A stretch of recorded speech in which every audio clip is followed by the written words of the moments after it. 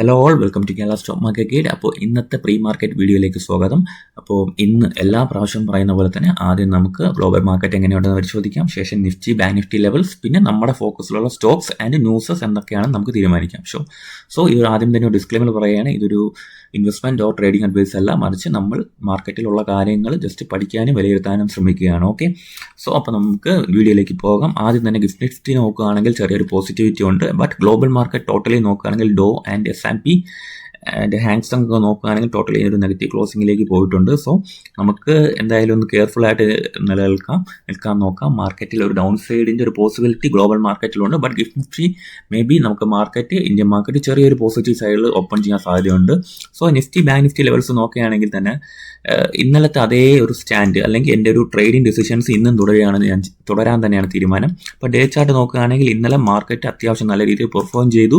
ഒരു bully sentiments തുടരുമെന്നൊരു ചെറിയ സൂചന തന്നു. ബട്ട് ഇനിയുള്ള ദിവസങ്ങൾ, അതായത് ഇന്നത്തെ ട്രേഡിംഗ് ഡേ ഞാൻ സൂക്ഷിക്കാൻ പോകുന്നത്, ഞാനൊരു 15 മിനിറ്റ് ചാർട്ട് ഇട്ടിട്ടുണ്ട്. ഇതൊരു സെല്ലിംഗ് സോണാണ് മാർക്കറ്റിൻ്റെ. ഇവിടെ സെല്ലേഴ്സ് വിസിബിൾ ആവാൻ സാധ്യതയുണ്ട്. 25,250 എന്നുള്ള റേഞ്ചിൽ സെല്ലേഴ്സ് ഉണ്ടാവാൻ സാധ്യതയുണ്ടെന്നാണ് എൻ്റെ വിശ്വാസം. സോ ഈ ഒരു റേഞ്ചിൽ ഞാൻ കുറച്ച് കെയർഫുൾ ആയിരിക്കും. ആൻഡ് മാർക്കറ്റിലെ ബയേഴ്സ് ടോട്ടലി മാർക്കറ്റ് ബുള്ളിഷ് ആണെങ്കിൽ തന്നെ ഡൗൺ സൈഡ് വന്നാലും മാർക്കറ്റിന് ബൈയിങ് ഓപ്പർച്യൂണിറ്റി ഒരുപാടുണ്ട്. 25,000 ഒരുപാട് ബയേഴ്സ് ഉണ്ടാവാൻ സാധ്യതയുണ്ട്. And 24,850 and 24,750.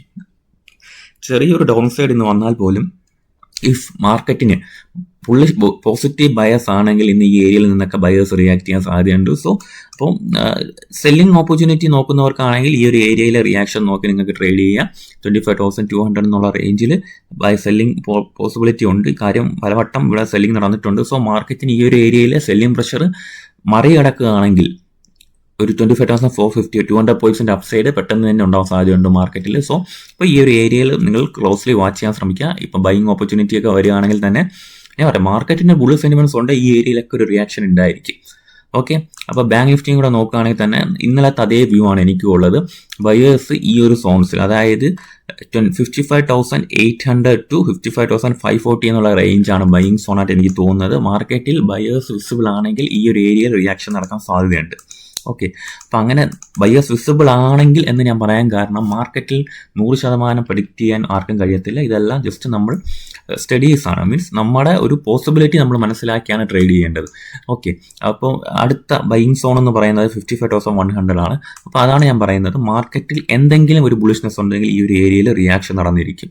ഓക്കെ, അപ്പോൾ നമുക്ക് ലെവൽസ് നോക്കുകയാണെങ്കിൽ തന്നെ 56,590 ഈ റെഡ് സോൺ ഞാൻ വരച്ച് വെച്ചേക്കുന്ന ഒരു സെല്ലിംഗ് ഏരിയയാണ്. കാര്യം ഒരു തവണ ലാസ്റ്റ് ടൈം ഇവിടെ വന്നപ്പോഴത്തേക്ക് റിയാക്ട് ചെയ്തിട്ടുണ്ട്. അതിന് മുന്നേ ഈ ഒരു സോണിൽ മാർക്കറ്റ് ഒരു സെല്ലിംഗ് പ്രഷർ നേരിട്ടിട്ടുണ്ട്. സോ മാർക്കറ്റിൽ ഞാൻ കെയർഫുൾ ആയിട്ടിരിക്കുന്ന സോൺ ആയിരിക്കും 56,585. ആൻഡ് ഈ ഒരു സോണ് കടന്നു കിട്ടുകയാണെങ്കിൽ, ഒരു സ്ട്രോങ് ബുള്ളിഷ് മൊമെന്റത്തോടെ കടന്നു കിട്ടുകയാണെങ്കിൽ അടുത്തത് 57,296 ഒരു മൂവ്മെന്റ് ഞാൻ പ്രതീക്ഷിക്കുന്നുണ്ട്. ഓക്കെ, അപ്പോൾ നമുക്ക് നിഫ്റ്റി, ബാങ്ക് നിഫ്റ്റി ലെവൽസ് പറഞ്ഞിട്ടുണ്ട്. ആൻഡ് ഇന്നത്തെ സ്റ്റോക്സ് എല്ലാം ഒന്ന് വാച്ച് ചെയ്യാം. സ്റ്റോക്സ് നോക്കുകയാണെങ്കിൽ TCSന്റെ റിസൾട്ട് ഇന്നലെ ക്വാർട്ടർലി അപ്ഡേറ്റ് വന്നിട്ടുണ്ടായിരുന്നു. അപ്പോൾ വളരെ സാമാന്യം നല്ല രീതിയിൽ, ഞാൻ പ്രതീക്ഷയിൽ നല്ലൊരു ക്വാർട്ടർലി അപ്ഡേറ്റ് TCSനുണ്ടായിരുന്നു.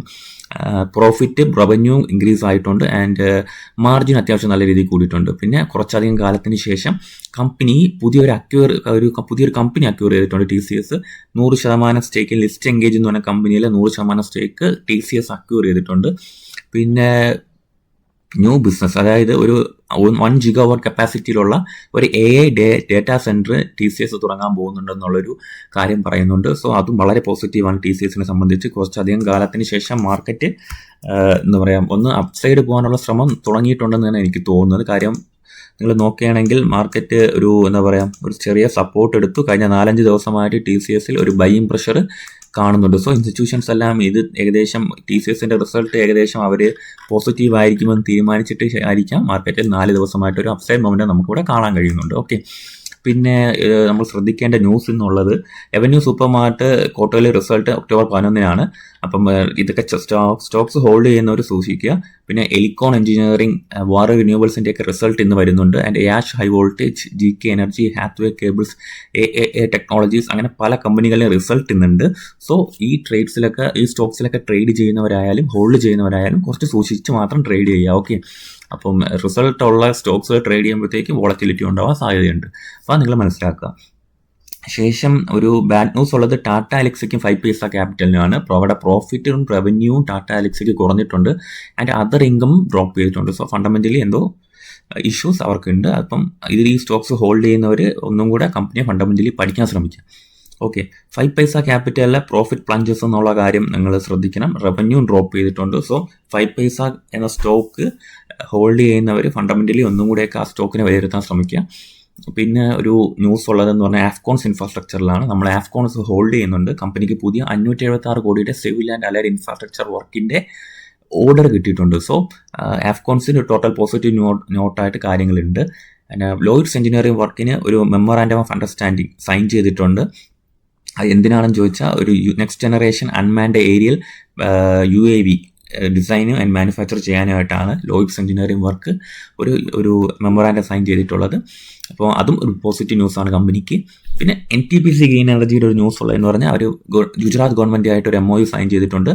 ഒരു 10 ഗിഗാവാട്ട് വിൻഡ് പ്രൊജക്റ്റിൻ്റെ ഡെവലപ്പ് ചെയ്യാനാണ് NTPC ഗ്രീൻ തീരുമാനിച്ചിരിക്കുന്നത് ഗുജറാത്തിൽ. സോ ടോട്ടലി പോസിറ്റീവാണ്. പിന്നെ ഓട്ടോമൊബൈൽ കമ്പനിയായ മഹീന്ദ്ര ആൻഡ് മഹീന്ദ്ര കഴിഞ്ഞ സെപ്റ്റംബറിൽ പ്രൊഡക്ഷൻ നടത്തിയതിനെക്കാട്ടി കൂടുതൽ ഈ വർഷത്തെ സെയിൽ കൂട്ടിയിട്ടുണ്ട്.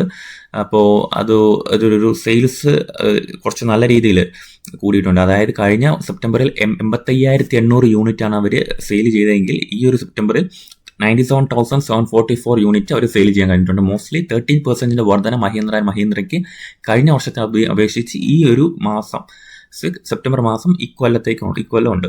അതൊരു മഹീന്ദ്രയ്ക്ക് ഒരു പോസിറ്റീവ് നോട്ടാണ്. പിന്നെ നാറ്റ്കോ ഫാർമ എല്ലാവർക്കും അറിയാം, കുറച്ച് കാലമായി ഡൗൺ സൈഡ് വന്നുകൊണ്ടിരിക്കുന്നു. നാറ്റ്കോ ഫാർമ ഡൽഹി ഹൈക്കോടതിയിൽ ഒരു കേസ് നടപ്പുണ്ടായിരുന്നു. അതായത് സ്വിസ് കമ്പനി അവിടെ ഒരു ഡ്രഗുമായിട്ട് അതായത് മരുന്ന് പ്രൊഡക്ഷനുമായിട്ട് ബന്ധപ്പെട്ട് ഒരു നാറ്റ്കോ ഫാർമയ്ക്കെതിരെ ഡൽഹി ഹൈക്കോടതിയിൽ ഒരു കേസ് നടപ്പുണ്ടായിരുന്നു. സോ ഒരു സ്വിസ് കമ്പനി കൊടുത്തിരുന്ന കേസ് കോടതി തള്ളിക്കളഞ്ഞിട്ടുണ്ട്. അപ്പോൾ അവരെന്താ ചെയ്യാൻ പോകണമെന്ന് പറഞ്ഞാൽ ആ ഒരു കേസ് എന്തായിരുന്നു ചോദിച്ചാൽ ഒരു ജനറിക് മെഡിസിൻ പ്രൊഡക്ഷനുമായിട്ട് ബന്ധപ്പെട്ടായിരുന്നു. ഒരു സ്പൈനൽ മസ്കുലർ ആട്രോപ്പി എന്ന് പറഞ്ഞ ഡിസീസിന് വേണ്ടിയിട്ടുള്ള ഒരു മെഡിസിൻ ഒരു നാറ്റ്കോ ഫാർമ ഡെവലപ്പ് ചെയ്യുന്നുണ്ടായിരുന്നു. അപ്പം ഏകദേശം സിമിലർ മെഡിസിൻസ് ഉള്ള ഒരു കമ്പനിയാണ് കേസ് ഫയൽ ചെയ്തത്.